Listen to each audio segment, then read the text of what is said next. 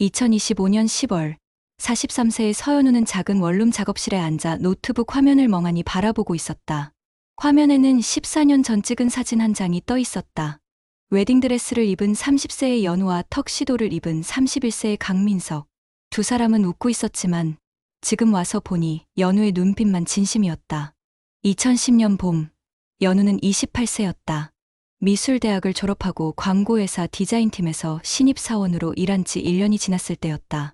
회사 생활은 고됐지만 자신의 디자인이 실제 광고로 제작되는 순간의 짜릿함은 모든 야근을 보상하고도 남았다. 팀장은 연우의 감각을 높이 샀고 내년 승진 후보로 점 찍어두고 있다는 소문도 돌았다. 대학 동아리 선배였던 강민석은 의대 봄과 4학년이었다. 29세의 민석은 의사 집안 외아들로 아버지는 대학병원 흉부외과 교수였다. 민석과 연우는 2년째 교제 중이었다. 민석은 늘 바빴다. 실습과 시험에 치여 연우와의 데이트는 한 달에 두세 번이 고작이었다.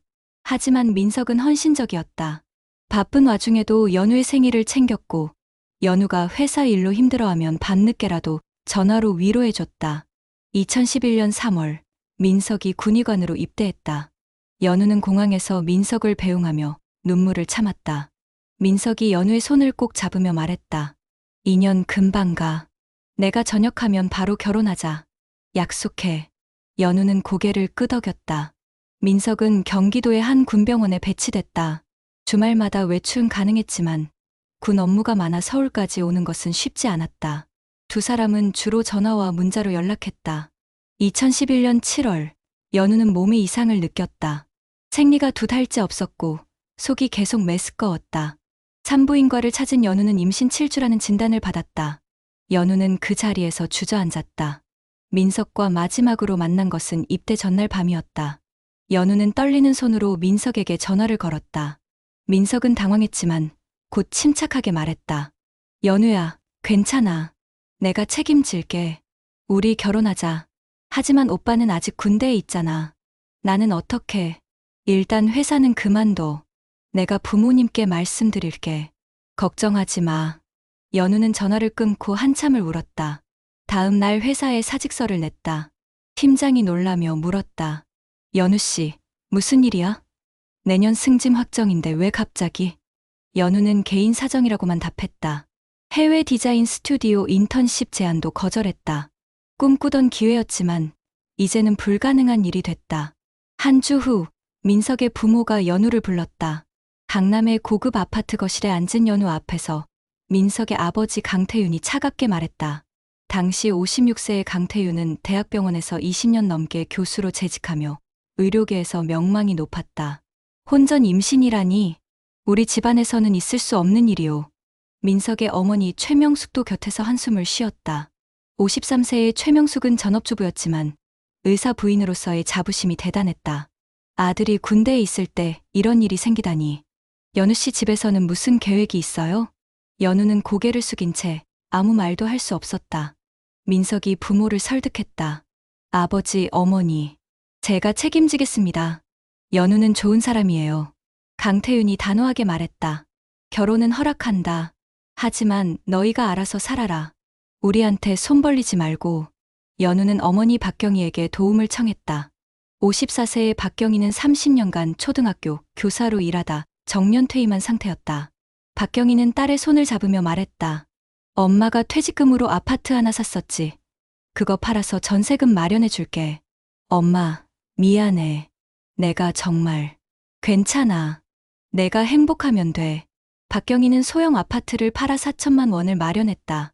연우와 민석은 서울 외곽의 작은 전셋집을 얻었다. 연우는 프리랜서 디자이너로 전원의 집에서 일하기 시작했다. 배가 불러올수록 일거리는 줄었다. 광고회사들은 마감이 촉박한 프로젝트를 임신부에게 맡기길 꺼렸다. 2012년 2월, 민석이 주말 외출을 나와 연우와 간소한 결혼식을 올렸다. 하객은 양가 부모와 몇몇 친구들 뿐이었다. 민석의 부모는 축의금 봉투도 내밀지 않았다. 연우의 어머니가 준비한 작은 피로연에서 민석이 연우의 손을 잡으며 속삭였다. 미안해. 제대로 된 결혼식도 못 해줘서. 전역하면 다 보상해줄게. 연우는 민석의 어깨에 머리를 기댔다. 이 사람이 자신을 지켜줄 거라고 믿었다. 그 믿음이 얼마나 어리석었는지 연우는 13년이 지나서야 알게 될 것이었다. 2012년 5월 15일, 연우는 국군수도병원에서 아들을 낳았다. 민석이 근무하는 병원이라 출산비 걱정은 덜 수 있었다.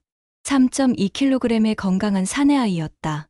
민석이 신생아실 유리창 너머로 아기를 보며 환하게 웃었다. 연우야, 우리 아들 봤어? 정말 잘생겼어. 이름은 뭐로 할까? 준혁이. 서준혁. 내가 벌써 생각해뒀어. 연우는 아기를 안고 눈물을 흘렸다. 힘든 시간이었지만 이 작은 생명을 만난 순간 모든 게 값졌다는 생각이 들었다. 민석도 연우의 손을 꼭 잡았다. 적어도 그 순간만큼은 진심 어린 것처럼 보였다. 출산 후 연우는 전셋집으로 돌아와 홀로 육아를 시작했다. 민석은 군의관 업무로 평일에는 거의 집에 올 수 없었다. 주말에도 당직이 잡히면 집에 오지 못했다. 연우는 하루에 서너 시간씩만 자며 아기를 돌봤다. 프리랜서 일은 완전히 중단된 상태였다. 저축해둔 돈이 바닥나기 시작했다. 2012년 8월, 출산 3개월 만에 민석이 외박을 나왔다. 연우는 민석이 준혁이를 안고 노는 모습을 보며 흐뭇해했다. 저녁 식사 후 민석이 조심스럽게 입을 열었다. 연우야, 나 오늘 병원에서 시술 하나 받고 왔어. 무슨 시술? 정관수술. 애 하나면 충분할 것 같아서. 연우는 숟가락을 놓았다. 민석의 말이 믿기지 않았다. 왜 나한테 말도 안 하고 그런 결정을 혼자 한 거야? 연우야, 내 입장 좀 이해해줘. 나 이제 곧 전역하면 레지던트 들어가야 돼. 레지던트가 얼마나 힘든지 알아? 하루에 20시간씩 일해. 애 하나도 벅찬데 둘은 무리야.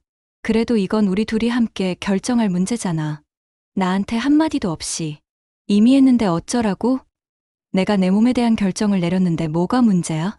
연우는 더 이상 말을 잇지 못했다. 민석의 목소리에는 짜증이 배어 있었다. 연우는 그날 밤 홀로 울었다. 준혁이에게 동생을 만들어주고 싶었던 연우의 바람은 그렇게 무너졌다. 2012년 10월, 민석이 저녁을 2달 앞두고 제안했다. 연우야, 우리 집으로 들어가자. 무슨 소리야? 시댁에. 어머니가 준혁이 봐주시겠대. 그럼 당신도 일 다시 시작할 수 있잖아. 나는 레지던트 1년차 월급이 200만 원밖에 안 돼. 전세 갱신할 돈도 없어. 연우는 망설였다. 결혼 전 강태윤과 최명숙의 차가운 태도가 떠올랐다. 하지만 현실적으로 다른 선택지가 없었다.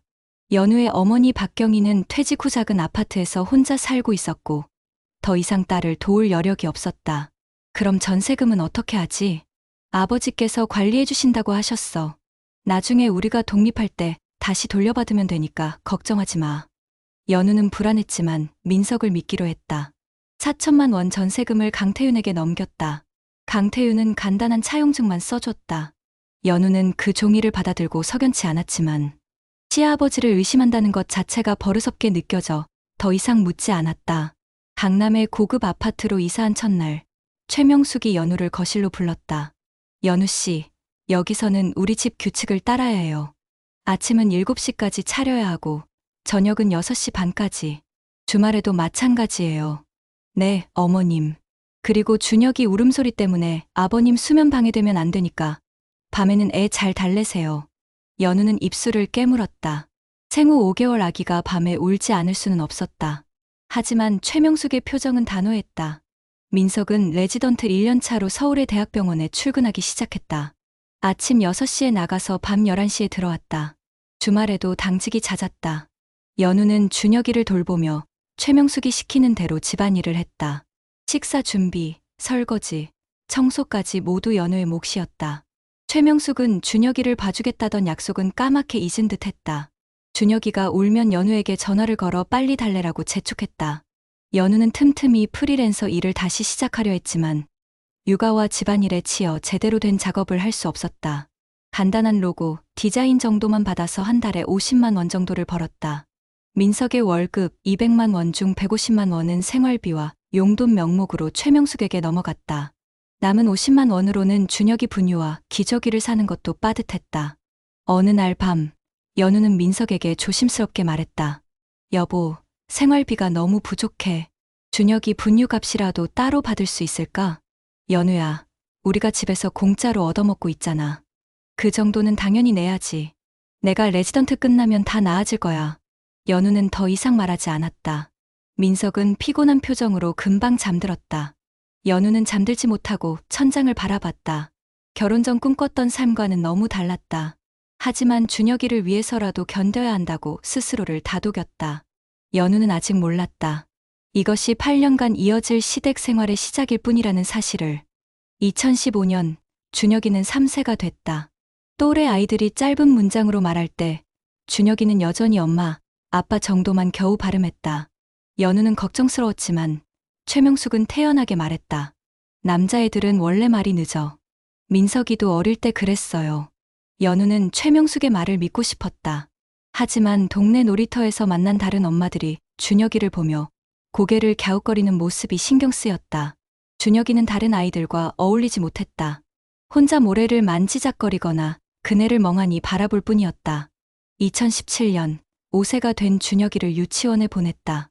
한 달도 안 돼서 원장이 연우를 불렀다. 어머님, 준혁이가 단체 생활 적응을 많이 힘들어해요. 선생님 지시를 따르지 않고 친구들과 눈을 맞추지도 않아요. 소아정신과 상담을 한번 받아보시는 게 어떨까요? 연우는 충격을 받았다. 집으로 돌아와 민석에게 말했다. 민석은 당시 레지던트 3년 차로 여전히 바쁜 나날을 보내고 있었다. 그냥 예민한 거겠지. 내가 환자들 많이 봤는데 저 정도는 괜찮아. 그래도 전문가 상담은 받아봐야 하지 않을까? 연우야, 내가 의사야. 내 아들한테 뭐가 문제 있는지 없는지 내가 더 잘 알아. 민석의 단호한 말에 연우는 더 이상 말하지 못했다. 하지만 준혁이의 상태는 나아지지 않았다. 유치원 적응에 실패한 준혁이는 결국 집에서 연우와 대부분의 시간을 보냈다. 2019년 7세가 된 준혁이는 초등학교 입학을 앞두고 있었다. 학교 입학 전 건강검진에서 담당 의사가 조심스럽게 물었다. 혹시 ADHD 검사 받아보신 적 있으세요? 아이가 집중력이 떨어지고 과잉행동 경향이 보이는데요. 연우는 그제야 민석을 설득해 소아정신과를 찾았다. 의사는 몇 차례 검사 후 ADHD 의심 진단을 내렸다. 약물 치료와 행동 치료가 필요하다고 했다. 연우는 무너지는 기분이었다. 집으로 돌아온 연우에게 최명숙이 차갑게 말했다. 우리 집안에는 그런 애가 없었어요. 연우 씨, 쪽 유전 아니에요? 어머님, ADHD는 유전만으로 생기는 게 아니라고 의사 선생님이. 그래도 우리 쪽은 아니라고요. 민석이는 어릴 때부터 모범생이었어요. 연우는 입술을 깨물었다. 최명숙의 말에는 노골적인 비난이 섞여 있었다. 강태윤도 준혁이를 볼 때마다 한숨을 쉬며 혀를 찼다. 2020년 3월 8세가 된 준혁이는 초등학교에 입학했다. 하지만 학교 적응은 더욱 어려웠다. 수업 시간에 자리를 이탈하고 친구들과 충돌이 잦았다. 담임 선생님이 수시로 연락을 했다. 연우는 다시 병원을 찾았다. 이번에는 더 정밀한 검사를 받았다. 3월 말 의사가 검사 결과를 설명했다. ADHD뿐만 아니라 자폐 스펙트럼 장애도 함께 있습니다. 고기능 자폐에 가깝지만 사회적 상호작용과 의사소통에 어려움이 있어요. 지속적인 치료가 필요합니다. 연우는 진료실을 나와 한참을 울었다. 8년간 아이의 다름을 눈치채면서도 제대로 대응하지 못한 자신이 원망스러웠다. 민석에게 전화를 걸었지만 민석은 수술 중이라며 받지 않았다. 연우는 홀로 치료 계획을 세웠다. 주 3회 감각통합치료, 주 2회 언어치료, 주 1회 놀이치료. 한 달 치료비만 130만 원이었다. 연우는 프리랜서 일을 늘렸다. 밤새 작업하고 낮에는 준혁이를 병원에 데려갔다. 한 달 수입이 180만 원까지 늘었지만 치료비를 내고 나면 50만 원이 남았다.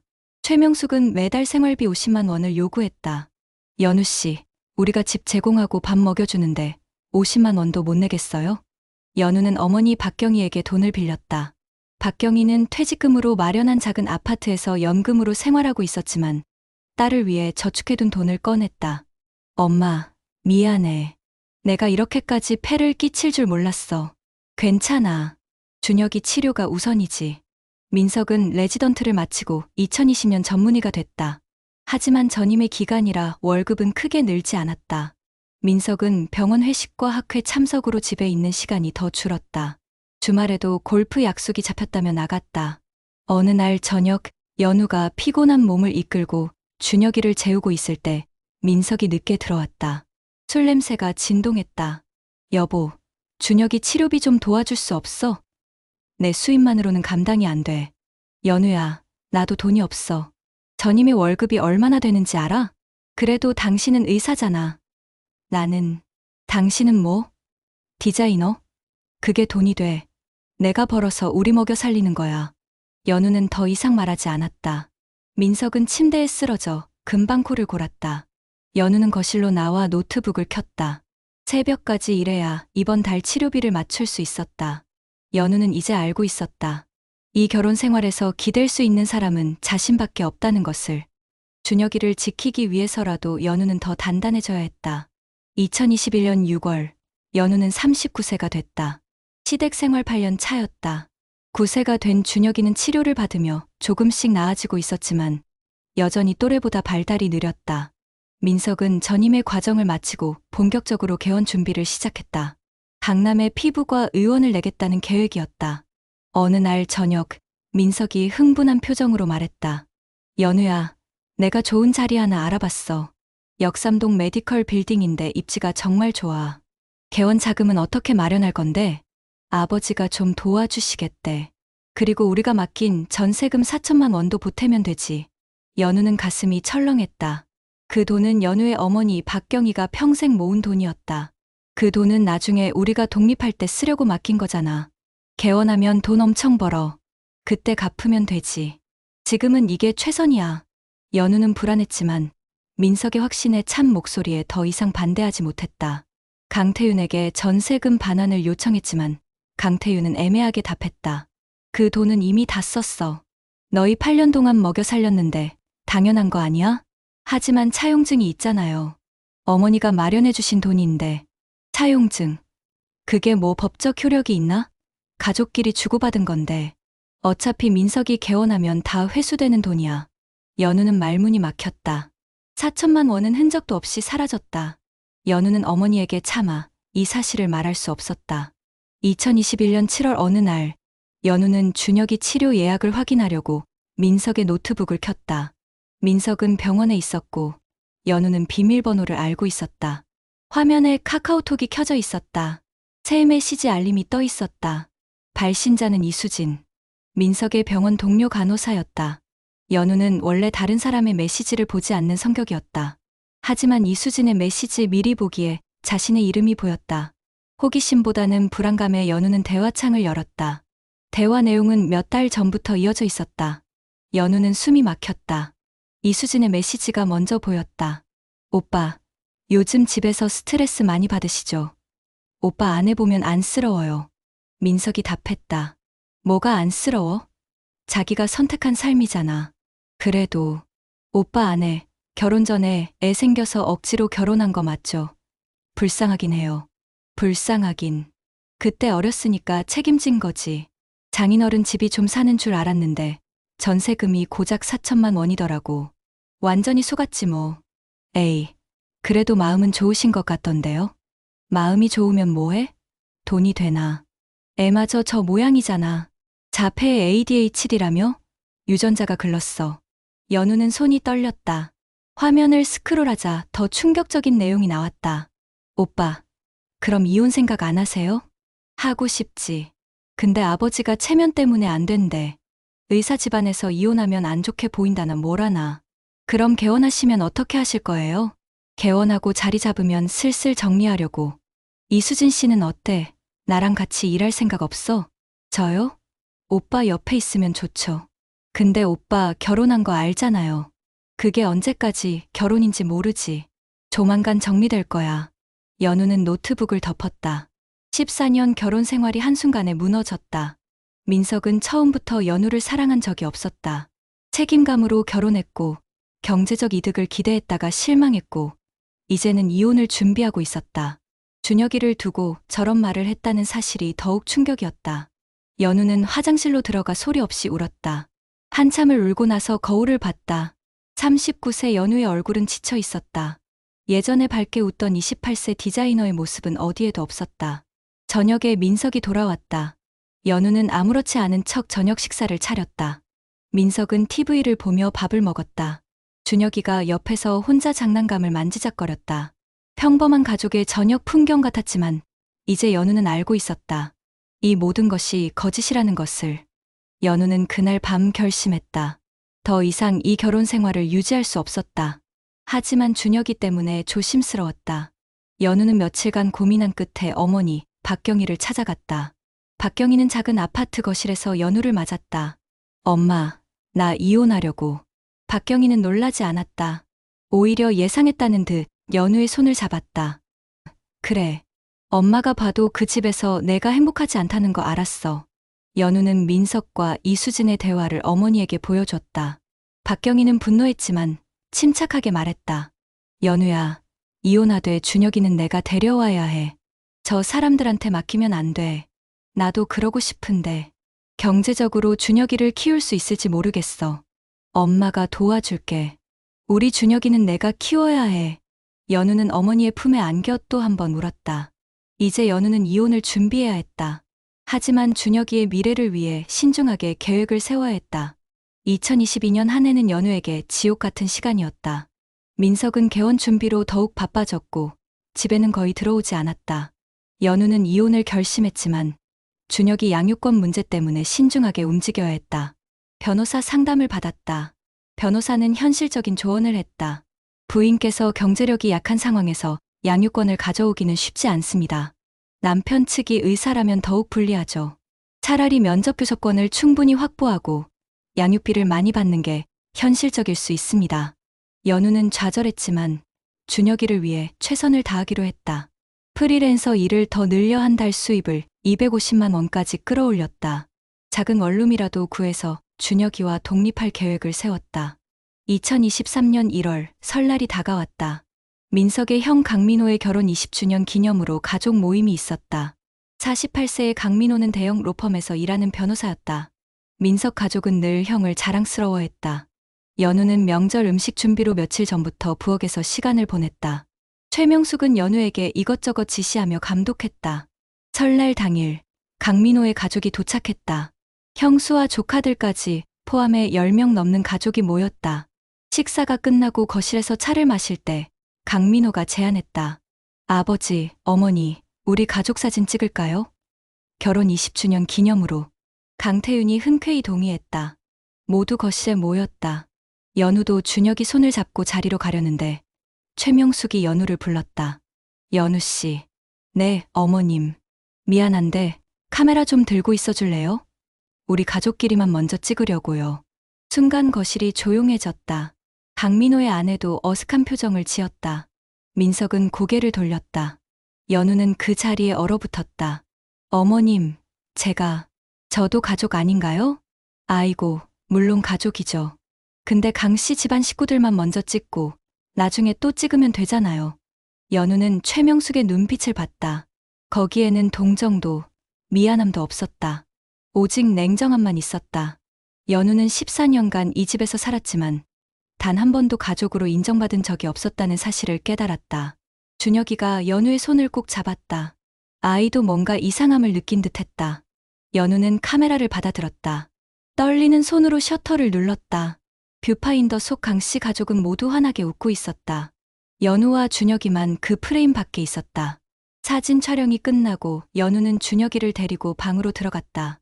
가슴이 터질 것 같았다. 준혁이가 조용히 연우의 옆에 앉았다. 엄마, 울어? 아니야. 엄마 안 울어. 하지만 눈물이 멈추지 않았다. 연우는 준혁이를 안았다. 이 아이만은 지켜야 한다는 생각뿐이었다. 그날 밤 민석이 방으로 들어왔다. 연우가 먼저 말을 꺼냈다. 우리 이혼해요. 민석은 놀라지 않았다. 오히려 담담하게 답했다. 그래. 나도 그러고 싶었어. 준혁이는 내가 데려갈 거예요. 안 돼. 준혁이 양육권은 내가 가져갈 거야. 당신 경제력으로 준혁이 치료비 감당할 수 있어? 그건 현실적으로 생각해. 내가 준혁이 키우고 당신은 면접 교섭이나 해. 그게 애한테도 나아. 연우는 반박하고 싶었지만 민석의 말이 틀리지 않았다. 연우의 프리랜서 수입으로는 준혁이의 치료비를 감당하기 어려웠다. 연우는 무력감에 빠졌다. 2023년 3월 두 사람은 협에 이혼했다. 양육권은 민석이 가져갔다. 준혁이는 계속 시댁에서 살게 됐다. 연우는 주 1회 면접 교섭권을 얻었다. 민석은 월 80만 원의 양육비를 연우에게 지급하기로 했다. 역전된 상황이었다. 보통은 양육권을 가진 쪽이 양육비를 받지만 민석은 연우의 경제적 무능력을 근거로 오히려 연우에게 양육비를 부담시켰다. 변호사는 이것이 불공정하다고 했지만 연우는 준혁이를 만나기 위해서라도 받아들였다. 연우는 어머니 박경희의 도움으로 작은 원룸을 얻었다. 박경희가 저축해둔 마지막 돈 1천만 원을 보증금으로 내줬다. 연우는 거의 빈손으로 시댁을 나왔다. 14년간 모은 것은 아무것도 없었다. 어머니가 마련해준 4천만 원 전세금도 사라졌고 연우의 청춘과 꿈도 함께 증발했다. 첫날 밤, 연우는 텅 빈 원룸 바닥에 앉아 있었다. 박경희가 사온 치킨이 테이블에 놓여 있었지만 식욕이 없었다. 박경희가 딸의 어깨를 토닥였다. 연우야, 이제 새로 시작하는 거야. 준혁이는 꼭 다시 데려올 수 있어. 엄마, 나 너무 무능해. 아무것도 지키지 못했어. 아니야. 넌 14년 동안 견뎠어. 그게 얼마나 대단한 건지 알아? 연우는 어머니의 품에 안겨 울었다. 이제 연우는 준혁이를 되찾기 위해 경제력을 키워야 했다. 2023년 4월부터 연우는 매주 토요일 준혁이를 만났다. 민석이 지정한 장소는 시댁 근처 카페였다. 11세가 된 준혁이는 연우를 보면 달려와 안겼다. 그 순간만큼은 연우도 숨을 쉴 수 있었다. 엄마, 보고 싶었어. 준혁아, 엄마도 너무 보고 싶었어. 연우는 매주 준혁이와 3시간을 보냈다. 카페에서 이야기하고 근처 공원을 산책했다. 준혁이는 학교 생활 이야기를 했고 연우는 준혁이가 좋아하는 공룡 이야기를 들어줬다. 하지만 시간은 늘 부족했다. 오후 5시가 되면 최명숙에게서 전화가 왔다. 연우 씨, 준혁이 데려오세요. 저녁 먹어야죠. 연우는 준혁이를 시댁까지 데려다 줘야 했다. 현관 앞에서 준혁이가 돌아서며 말했다. 엄마, 다음 주에 또 보자. 그래, 준혁아. 엄마가 꼭 올게. 연우는 매달 민석에게 80만 원을 송금했다. 양육비였다. 프리랜서 수입이 한 달 평균 250만 원이었지만 방세와 생활비를 내고 나면 여유가 없었다. 연우는 새벽까지 일했다. 광고 디자인, 웹사이트 제작, 로고 작업까지 가리지 않고 받았다.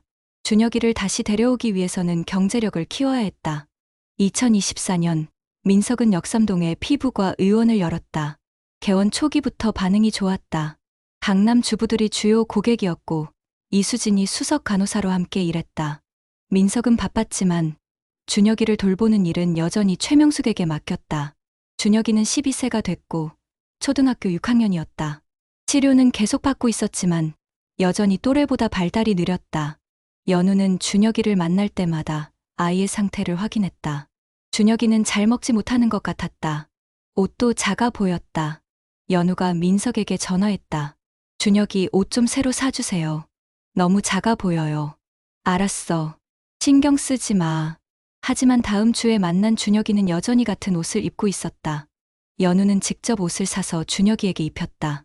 추가로 매달 30만 원씩 준혁이 용돈과 간식비 명목으로 민석에게 보냈다. 연우의 통장 잔고는 늘 바닥이었다. 2025년 8월 어느 토요일, 연우는 13세가 된 준혁이와 카페에 앉아 있었다. 준혁이는 중학교 1학년이 됐다. 중학교 적응은 쉽지 않았지만 준혁이는 열심히 노력하고 있었다. 연우는 준혁이가 좋아하는 초코 케이크를 주문했다. 준혁아, 학교는 좀 어때? 응, 괜찮아. 친구는 없지만 괜찮아. 천천히 가면 돼. 옆 테이블에 앉은 중년 여성이 연우와 준혁이를 힐끗 쳐다봤다. 준혁이가 케이크를 먹는 모습을 보며 여성이 미소를 지었다. 그러더니 갑자기 말을 걸었다. 어머, 아드님이세요? 연우가 고개를 끄덕였다. 네, 제 아들이에요. 어머나, 엄마 많이 닮았네요. 그런데 아빠는 누구 닮았어요? 엄마만 쏙 빼닮았는데. 여성은 별뜻 없이 한 말이었다. 하지만 연우는 그 순간 멈췄다. 준혁이가 자신을 닮았다는 말을 처음 들었다. 사실 연우는 준혁이가 자신과 닮지 않았다고 생각해왔다. 민석과도 닮지 않았다. 시댁 식구들도 늘 그 점을 지적했다. 여성은 금방 자리를 떠났지만 연우의 머릿속에는 그 말이 계속 맴돌았다. 준혁이를 바라봤다. 준혁이의 눈, 코, 입. 어느 하나 연우와 닮은 구석이 없었다. 민석과도 전혀 닮지 않았다. 연우는 갑자기 2023년 설날 어머니, 박경희가 했던 말이 떠올랐다. 이혼을 결심했을 때 어머니가 조심스럽게 말했었다.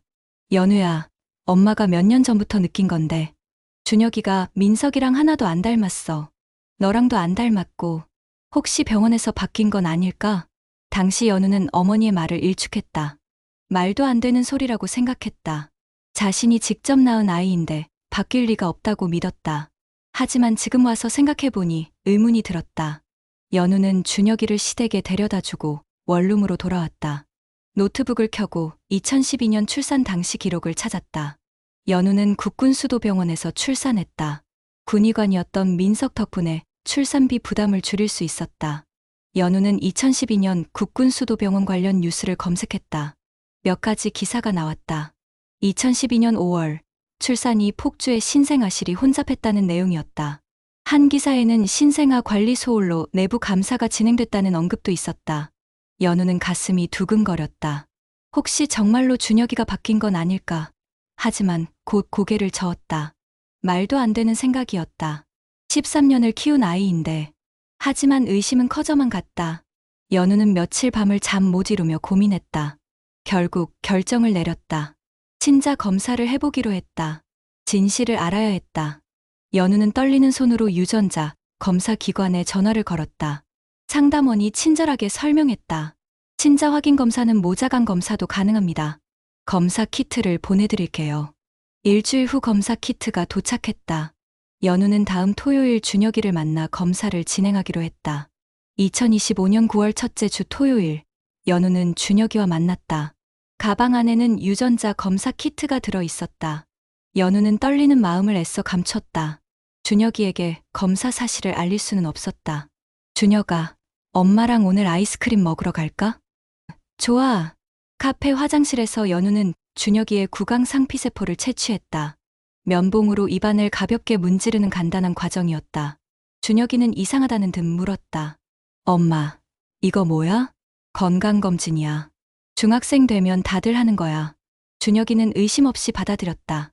연우는 자신의 샘플도 채취했다. 두 샘플을 봉투에 넣고 검사 기관으로 보냈다. 결과는 일주일 후에 나온다고 했다. 일주일은 고문과도 같았다. 연우는 일에 집중할 수 없었다. 밤마다 악몽을 꿨다.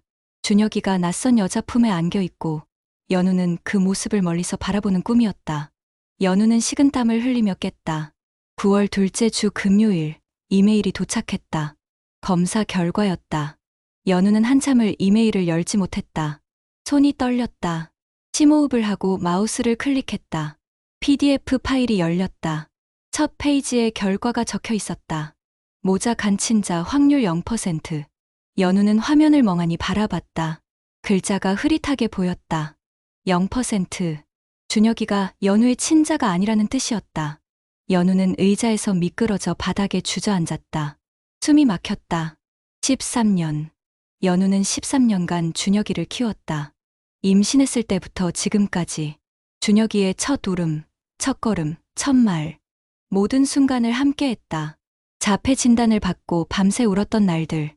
치료비를 마련하려고 밤새 일했던 날들. 그 모든 시간이 한순간에 무너졌다. 연우는 한참을 울었다. 울음이 멈췄을 때 연우는 생각했다. 검사가 잘못된 것일 수도 있다. 연우는 다른 검사 기관에 재검사를 의뢰했다. 이번에는 연우의 머리카락과 준혁이의 머리카락을 샘플로 제출했다. 지난 토요일 준혁이를 만났을 때 몰래 준혁이 머리카락 몇 가닥을 가져온 것이었다. 2주 후 두 번째 결과가 나왔다. 모자 간친자 확률 0%. 같은 결과였다. 연우는 더 이상 부정할 수 없었다. 준혁이는 연우의 친자가 아니었다. 13년간 키운 아들이 생물학적으로는 남이었다. 연우는 민석에게 전화를 걸었다. 민석은 진료 중이라며 짜증 섞인 목소리로 받았다. 왜? 무슨 일인데? 당신 지금 만날 수 있어? 중요한 얘기가 있어. 진료 끝나려면 1시간 남았는데 꼭 만나야 해. 민석은 한숨을 쉬며 동의했다. 두 사람은 역삼동의 한 카페에서 만났다. 연우는 검사 결과를 민석 앞에 내밀었다. 민석은 서류를 훑어봤다. 표정이 굳었다. 이게 뭐야? 친자 검사 결과야. 준혁이가 내 친자가 아니래. 민석은 서류를 테이블에 내려놨다. 그래서 뭐 어쩌라고? 연우는 믿을 수 없었다. 민석의 태도가 너무 담담했다. 뭐 어쩌라고? 13년 키운 애가 내 자식이 아니라는데 병원에서 바뀐 거겠지. 그게 뭐 대수야? 어차피 13년 키웠잖아. 당신도 검사해봐요. 준혁이가 당신 친자인지. 민석이 비웃었다. 내가 왜 그런 거래? 검사 결과가 뭐든 상관없어. 넌 출산했으니까 확실한 거고 나야 친자든 아니든 별로 중요하지 않아. 무슨 소리예요? 준혁이가 우리 둘 다 친자가 아니라면 그럼 어쩔 건데? 진짜 부모 찾으러 갈 거야? 13년 지났는데? 민석은 차갑게 말을 이었다. 연우야, 현실적으로 생각해. 우리 이미 이혼했어. 나는 재혼할 생각이고 준혁이가 누구 자식이든 나한테는 이제 상관없는 일이야. 양육비도 당신이 주고 있잖아. 내가 뭘 더 어떻게 하라고? 연우는 할 말을 잃었다. 민석에게 준혁이는 처음부터 짐이었다. 친자든 아니든 관심이 없었다. 그럼 준혁이는 어떻게 돼요? 저한테도 당신한테도 친자가 아니라면 그건 내가 알아서 해. 나는 법적으로 양육권 있으니까 준혁이 계속 키울 거야. 당신이 계속 양육비 내면 되고. 민석은 자리에서 일어났다. 그리고 이 검사 결과 가지고 소란 피우지 마. 우리 병원 평판 나빠지면 곤란해. 민석은 그렇게 가버렸다. 연우는 카페에 홀로 남았다. 검사 결과 서류를 바라봤다. 준혁이가 연우의 친자가 아니라면 2012년 5월 15일 국군수도병원에서 무슨 일이 있었던 걸까? 연우는 떠올렸다. 신생아실이 혼잡했다는 뉴스 기사, 출산이 폭주했다는 내용. 그렇다면 준혁이는 다른 아기와 바뀐 것일까? 그렇다면 연우의 진짜 친자는 어디에 있을까? 13년 전 어딘가로 간 아기. 연우가 한 번도 안아보지 못한 아이. 연우는 눈물이 멈추지 않았다. 준혁이를 사랑했다. 친자가 아니어도 13년간 키운 아이였다. 하지만 동시에 어딘가에 있을 진짜 친자도 궁금했다. 연우는 국군수도병원에 연락하기로 결심했다. 2025년 9월 셋째 주, 연우는 국군수도병원에 전화를 걸었다. 담당자는 연우의 이야기를 듣고 난처한 목소리로 답했다. 2012년 당시 신생아실 관리에 일부 문제가 있었던 건 사실입니다. 하지만 13년이 지났고 당시 기록이 명확하지 않아서. 그럼 확인할 방법이 없다는 건가요? 죄송합니다. 법적 시효도 지났고 병원 측에서 할 수 있는 게 없습니다. 연우는 전화를 끊었다. 병원은 책임을 회피했다. 13년 전 무슨 일이 있었는지 확인할 방법이 없었다. 연우는 변호사 사무실을 찾았다. 양지열 변호사는 43세의 여성 변호사로 가족법 전문가였다. 연우는 모든 상황을 설명했다. 검사 결과, 민석의 반응, 병원의 태도까지. 양지열 변호사는 서류를 꼼꼼히 검토한 후 말했다. 부인의 경우는 매우 복잡합니다. 우선 친자 관계가 없다는 것이 확인됐으니 혼인 취소 사유가 될 수 있습니다. 하지만 이미 협의 이혼을 하셨고 2년 반이 지났어요. 그럼 제가 할 수 있는 게 없나요? 양육비 반환 청구는 가능합니다. 지난 30개월간 지급하신 양육비 2,400만 원과 추가 치료비 900만 원, 총 3,300만 원을 부당이득으로 반환받을 수 있어요. 또한 결혼 생활 중 입은 정신적 피해에 대한 위자료 청구도 고려할 수 있습니다. 연우는 고개를 끄덕였다. 하지만 돈 문제가 중요한 게 아니었다. 변호사님, 준혁이는 어떻게 되는 건가요? 양지열 변호사는 잠시 침묵했다. 그리고 조심스럽게 입을 열었다. 그게 가장 어려운 문제입니다. 법적으로 준혁이는 부인의 자녀도 전 남편의 자녀도 아니게 됩니다. 친생자 관계 부존재 확인 소송을 하면 법적 관계가 단절돼요. 그럼 준혁이는 생물학적 부모를 찾는다면 준혁이는 그 부모에게 가야 할 수도 있습니다. 하지만 13년이라는 시간이 흘렀어요. 양육 사실이 있었기 때문에 법원이 어떤 판단을 내릴지는 미지수입니다. 연우는 책상 위에 놓인 준혁이 사진을 바라봤다. 지난주 찍은 사진이었다. 준혁이는 카메라를 피하며 수줍게 웃고 있었다.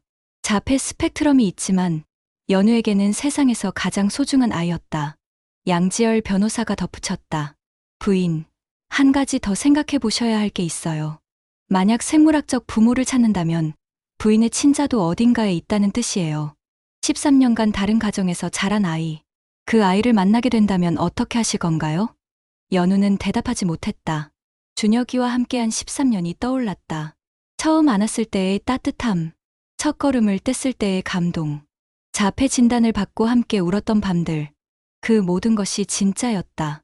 혈연은 없었지만 감정은 진짜였다. 동시에 어딘가에 있을 친자도 떠올랐다.